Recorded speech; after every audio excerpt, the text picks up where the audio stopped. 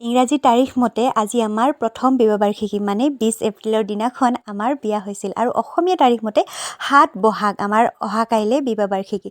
যিয়ে নহওক সুখে দুখে এই মানুহজনৰ লগত এটা বছৰ পাৰ কৰিলোঁ আৰু এইফালে আমি ৰাস্তাতে ল'লোঁ ফুল, কাৰণ আমি এঠাইলৈ গৈ আছোঁ, মানে বিশেষ এটা কাম আছে। কামটো কি আপোনালোকে হয়তো এয়া ধৰিব পাৰিছে।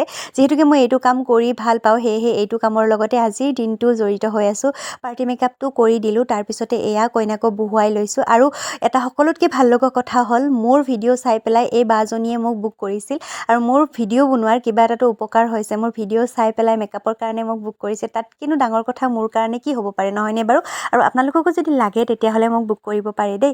এইফালে ঘৰলৈ আহিলোঁ, আহি পেলাই গুগলুকেইটাক মানুহজনে দানা দিবৰ কাৰণে আৰম্ভ কৰিছে আৰু লগতে ভাইটি আহিছে ঘৰৰ পৰা। ঘৰৰ মানুহ আহিলে কিমান এটা ভাল লাগে সেইটোতো আপোনালোকক নকলেও হ'ব। আৰু ভাইটি আহোঁতে এটা কেকো লৈ আহিছে, লগতে এটা গিফ্টো লৈ আহিছে। আমাৰ এই স্পেচিয়েল দিনটো আৰু বেছি স্পেচিয়েল কৰি তোলাৰ বাবে ভাইটিক বহুত বেছি ধন্যবাদ জনাইছোঁ। আপোনালোকৰ পৰা আশীৰ্বাদ বিচাৰিছোঁ আমি যাতে সদায় এনেদৰে ভালে থাকিব পাৰোঁ।